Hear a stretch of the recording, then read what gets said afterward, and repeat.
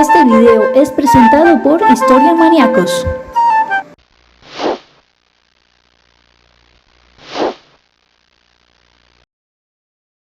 Adad-nirari III era un niño cuando sucedió a su padre en el 811 a.C. y durante 5 años, hasta el 806 a.C., su madre, la reina Samuramat, llamada Semiramis, gobernó como regente. A pesar de las numerosas leyendas sobre esta reina, se menciona poco en los documentos asirios de la época. Fue sucedida por su hijo y Asiria siguió decayendo lentamente, atestiguando así los buenos resultados de la política de terror de sus monarcas. Luego viene un periodo de estancamiento, del 783 al 745 a.C. El hijo de Semiramis para los griegos, Samuramat para los asirios, continuó gobernando a la muerte de su madre, Adad-nirari III. Sin embargo, él murió prematuramente en el 783 a.C. y esto condujo a un periodo de verdadero estancamiento. Su hijo Salmanasar IV gobernaría del 783 al 773 a.C. y parece haber ejercido poca autoridad. Incluso, el crédito de una victoria sobre Argishti I, rey de Urartu, en Til-Barsib se le concedió a un general turtano llamado Shamshi-Ilu, que ni siquiera se molestó en mencionar a su rey, tal y como lo hacía la tradición. Shamshi-Ilu también tuvo otras victorias sobre los arameos, nehuititas y nuevamente se las atribuye a sí mismo a expensas del rey. A este le sucede Ashur-dan III, ascendió al trono en el 772 a.C., demostró ser un gobernante fundamentalmente ineficaz. Acuciado por rebeliones internas en las ciudades de Ashur, Arrapa y Gusana, no pudo conquistar nada en Babilonia y Aram, Siria.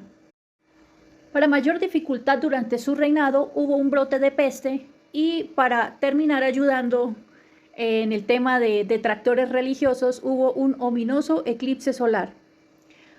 Ashur-nirari V fue entronizado en el 754 a.C., pero su reinado parece haber sido de revolución permanente y se cree que apenas abandonó el palacio de Nínive antes de ser destituido por Tiglat-Pileser III o Teglafalasar III en el 745 a.C., con el que comenzó el resurgimiento de Asiria nuevamente.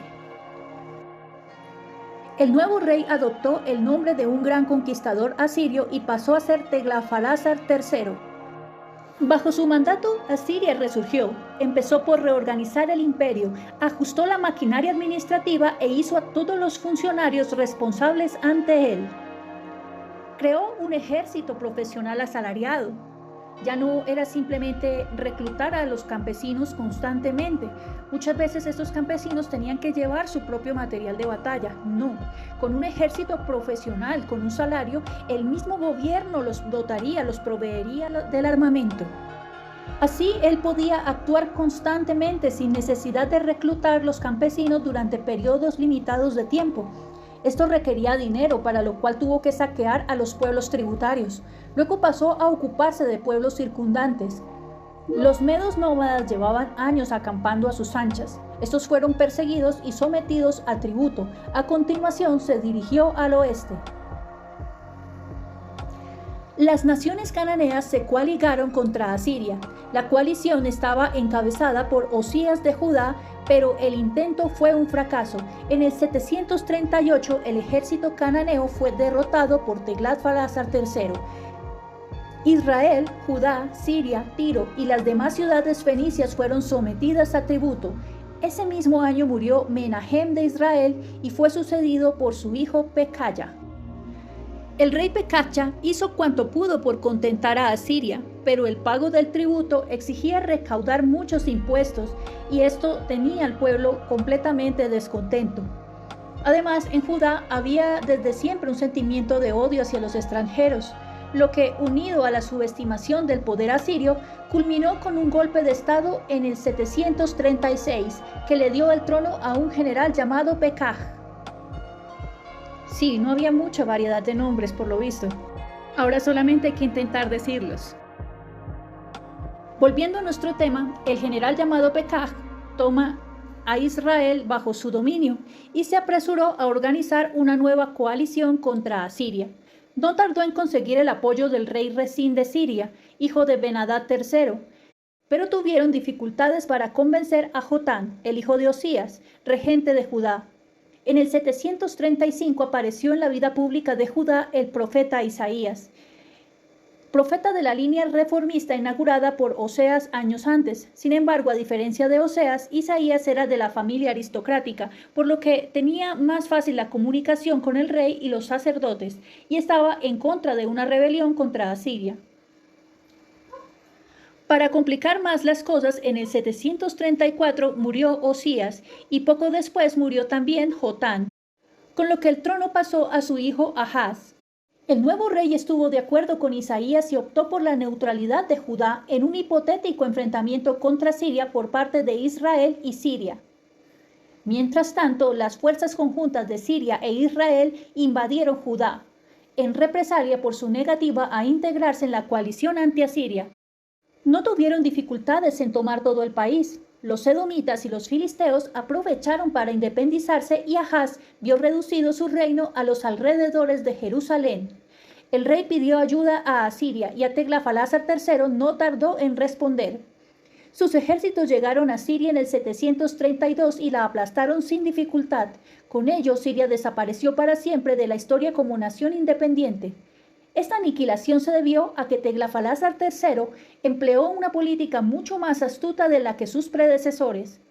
Mientras estos trataron de contener a los pueblos sometidos mediante el terror, Teglafalasar III decidió realizar deportaciones en masa. Diseminaba la aristocracia de un pueblo entre otras regiones lejanas, mientras que otros extranjeros eran llevados a ocupar el vacío dejado. La política de las deportaciones ya se había visto anteriormente, pero esto es más enfocado a la nobleza, a las personas que realmente podrían representar un peligro, en vez de deportar poblaciones enteras.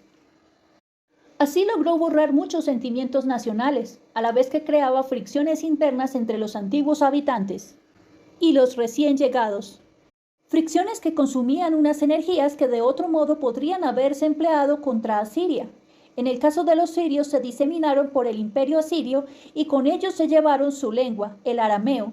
Se trataba de una lengua mucho más simple que el acadio, la lengua asiria, por lo que fue rápidamente adoptada por los mercaderes y se convirtió en una especie de idioma internacional del Asia Occidental. Con el tiempo desplazaría también al hebreo. Israel sobrevivió a las represalias asirias, pero el reino de Pekaj se redujo a los alrededores de Samaria.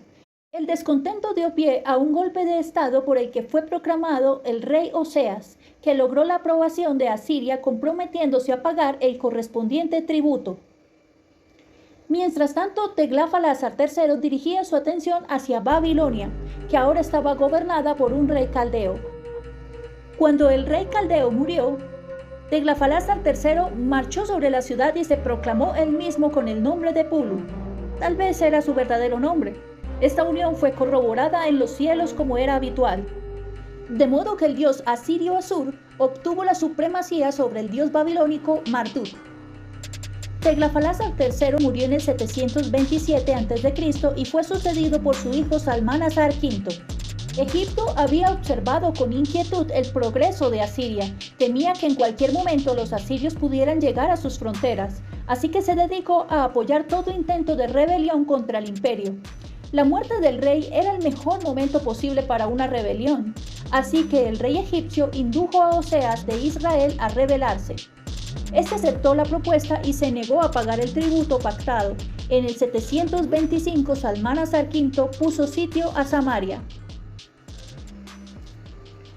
El rey asirio Salmanasar V se encontró en serios problemas para tomar Samaria. El asedio se prolongó infructuosamente durante 3 años. No sabemos bien lo que sucedió, pero tal vez un ejército acostumbrado a las victorias fáciles se exasperó ante las dificultades. El caso es que Salmanasar V fue depuesto y sustituido por un nuevo rey, quizás uno de sus generales, que adoptó el nombre de Sargón II, que como ya sabemos por los relatos de Sargón de Sumeria, significa rey legítimo. Ambos tenían la misma historia, por lo que este nombre le sentaría a este general. Samaria fue tomada finalmente en el 722 y nace la primera dinastía de sargónidas asirios. Sargón II se atribuyó la conquista, mientras que la Biblia se la atribuye a Salmanasar V. Babilonia aprovechó el cambio de monarca para rebelarse. Un noble caldeo se apoderó de la ciudad y se proclamó con el nombre de el rey Marodac Baladán. Su reino duró mientras Sargón II estuvo ocupado en otros puntos de su imperio. El rey Oseas no sobrevivió a la caída de Samaria, y con él desapareció para siempre el reino de Israel. Sargón II siguió la política de deportaciones iniciada por Teglat-Phalazar III, de modo que 27.000 personas tuvieron que abandonar Israel. Al mezclarse con la población nativa, se convirtieron en lo que en generaciones posteriores fueron llamados samaritanos. Los samaritanos adoptaron el culto de Yahvé, así como las tradiciones principales de los israelitas. A Sargón II le surgieron problemas en su propia capital, Calach. Al parecer, la dinastía a la que él mismo había derrotado contaba con mucho apoyo en la ciudad. Eligió un lugar al norte de Nínive y puso a trabajar implacablemente a una legión de prisioneros de guerra en un proyecto monumental. Se trataba de una nueva capital que iba a llamarse Dur-Chakurrin. En realidad, Sargón II no llegó a habitarla, pues los cimerios, rechazados en el norte de Asiria, se desviaron hacia el oeste e invadieron Asia Menor, donde los frigios, ahora también tributarios de Asiria, no eran capaces de contenerlos. El rey tuvo que acudir a marchas forzadas y en el 705 murió en una batalla contra los nómadas. Sargón II fue sucedido por su hijo Sennacherib. La sucesión trajo consigo los habituales disturbios, por lo que los frigios tuvieron que arreglárselas por sí mismos contra los cimerios. Edom había acogido al rey caldeo Marodac Baladán y ahora le estimuló a recuperar su trono. Sennacherib tuvo que descender a poner orden en Babilonia. Por alguna razón, Sennacherib no quiso ocupar la ciudad construida por su padre. En su lugar, eligió Nínive como capital. Nínive siempre había sido una ciudad importante del imperio asirio, pero nunca había sido la capital. Sennacherib la reconstruyó desde sus cimientos y la dotó de un gran acueducto que garantizaba el suministro de agua, y se edificó un gran palacio de 80 habitaciones. Mientras tanto, el rey Ezequías de Judá había aprovechado también la sucesión de Asiria para llevar a la práctica sus proyectos de rebelión. En alianza con Fenicia, los filisteos y Egipto, se negó a pagar el tributo. En 701, Sennacherib pudo dejar Babilonia y enviar un ejército a Canaán. Las ciudades fenicias fueron asoladas y el rey de Tiro tuvo que huir a las colonias fenicias de Chipre. Tras varios años en que el único apoyo de Egipto a Canaán había sido monetario, el rey Chabaca consideró que ya se hacía necesario intervenir militarmente, así que envió a su sobrino, Taharca, contra Sennacherib. El encuentro se libró en territorio filisteo y los asirios vencieron sin dificultad. Luego Sennacherib se dirigió a Judá y tomó sus ciudades excepto Jerusalén, a la que le puso sitio. Los egipcios atacaron de nuevo y fueron nuevamente rechazados, pero el ejército asirio se debilitó. Además, Sennacherib debió recibir noticias de una rebelión en Babilonia, y Babilonia era sin duda mucho más importante que Jerusalén, por lo que no podía permitirse un largo asedio. Así pues, llegó a un acuerdo con Ezequías, que se comprometió a seguir pagando el tributo, y el rey de Asiria se marchó. Mientras tanto, Judá acababa de librarse por poco de la destrucción total. Sennacherib dejó entera a Jerusalén. Sin embargo, fue lo único que dejó entero. En el 697, el rey Ezequías, cansado y deshonrado, delegó el gobierno a su hijo Manasés. Mientras tanto, Sennacherib se preparaba para un ataque definitivo contra Babilonia. Comprendió que el reino de Elam era el responsable de gran parte de las rebeliones periódicas de Babilonia, pues había adoptado una forma de defensa para ayudar a todos los rebeldes babilónicos para que mantuvieran ocupados a los ejércitos asirios. Si pensamos un poco sobre esto, cada vez que Asiria estaba a punto de obtener un logro, de repente algo pasaba en Babilonia y les tocaba devolverse. Así que decidió atacar primero a Elam, pero no a través de Babilonia. lo que haría llegar a sus ejércitos debilitados, sino que mediante un ataque inesperado por mar, algo nunca hecho antes por el reino asirio. Construyó secretamente una flota, para lo que recurrió a los fenicios y tal vez a los griegos. Nadie era mejor en aquella época en el mar que los griegos y los fenicios. Es posible que este fuera el primer contacto de los griegos con Asiria y el origen de las leyendas sobre Nino y Semiramis. La flota descendió por el Éufrates, pasando junto a Babilonia sin detenerse y desembarcando en Elam. Sin embargo, los elamitas respondieron al inesperado ataque de forma igualmente inesperada. Dejaron en el país una mínima defensa mientras que el grueso de su ejército huyó a Babilonia para unirse allí con los rebeldes, amenazando a incomunicar el ejército asirio. Esta jugada debió provocar la cólera de Sennacherib.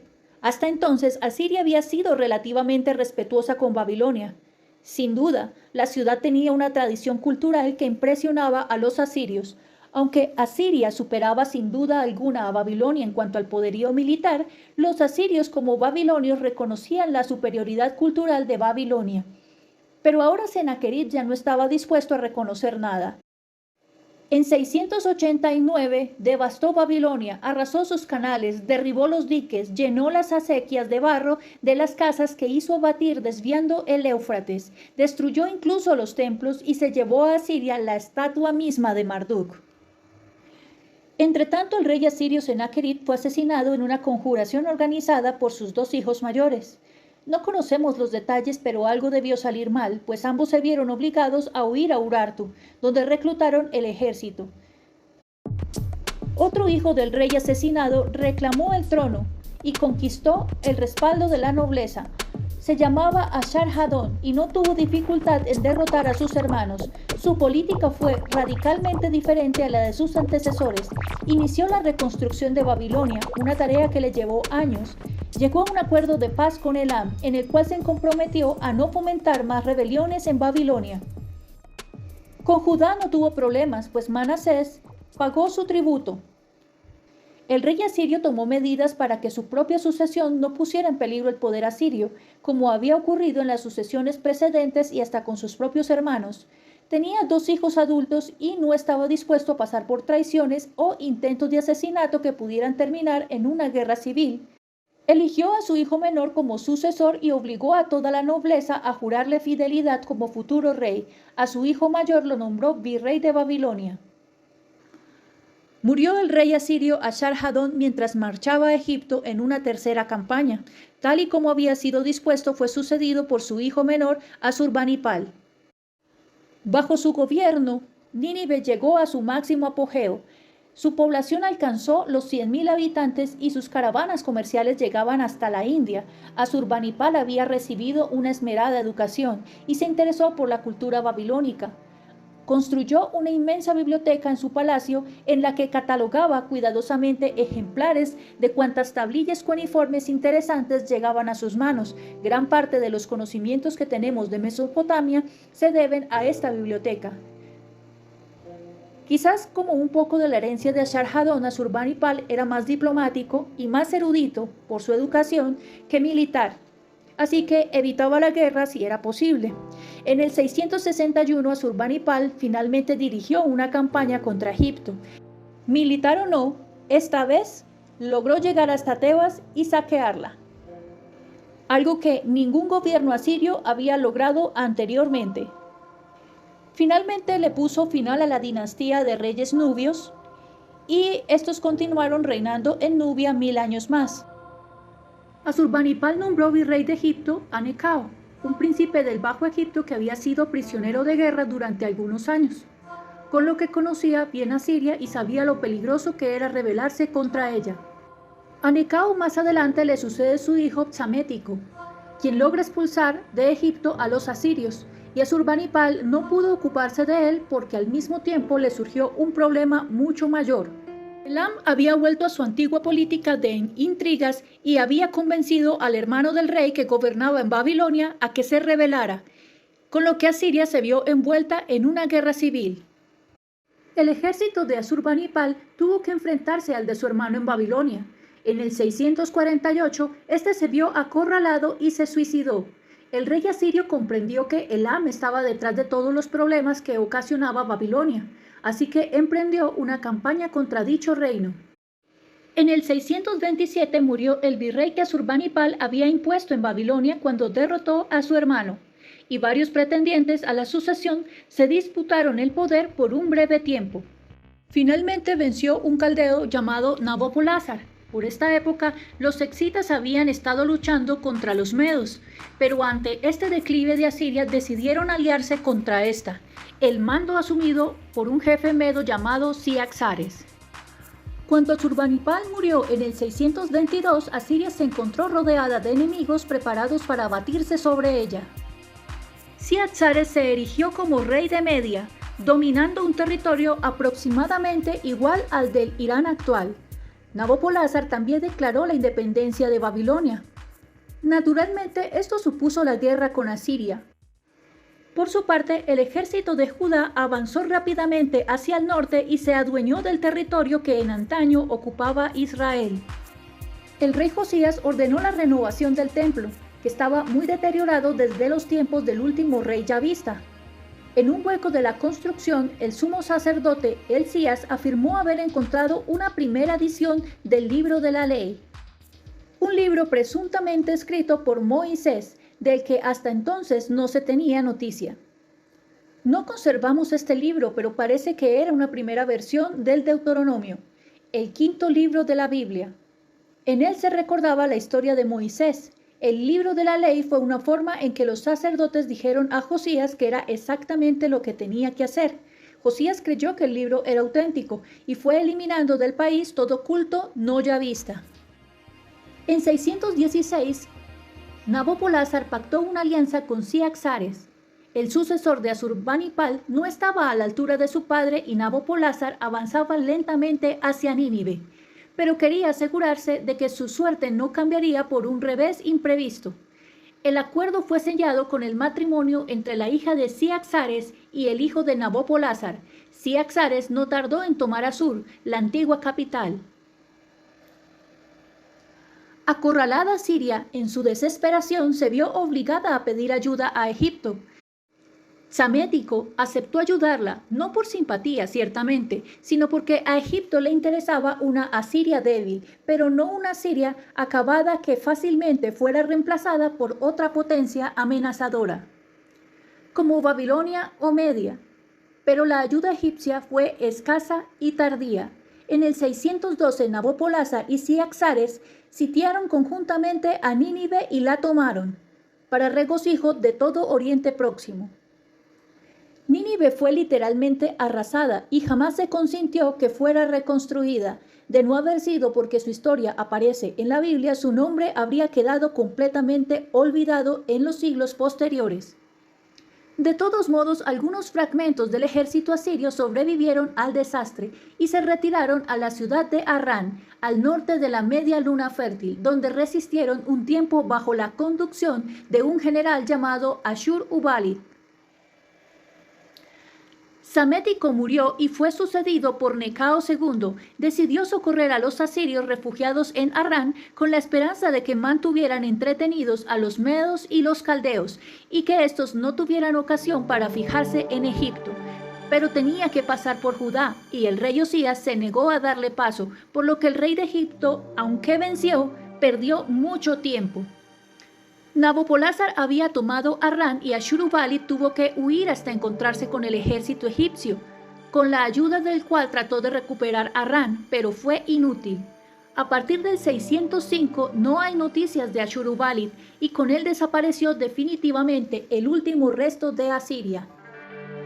En ese momento Nabopolázar se sintió enfermo y regresó a Babilonia, pero dejó a su hijo Nabucodonosor, el que se había casado con la hija de Ciaxares. Con la misión de deshacerse de los egipcios, tras un enfrentamiento en Carquemish, Necao tuvo que retirarse precipitadamente a Egipto. Nabucodonosor podía haberle seguido, pero le llegó la noticia de la muerte de su padre y tuvo que ir a Babilonia para asegurarse la sucesión. En efecto, allí se convirtió en Nabucodonosor II, rey de los caldeos. Espero que este video haya sido de tu interés. Ahora Babilonia y los medos se han alzado sobre Asiria y la han borrado. Nunca más volverá a surgir después de esto. Si quieres saber qué ocurrió a continuación, por favor suscríbete, activa la campanita y te llegarán las notificaciones de YouTube cuando suba el nuevo video.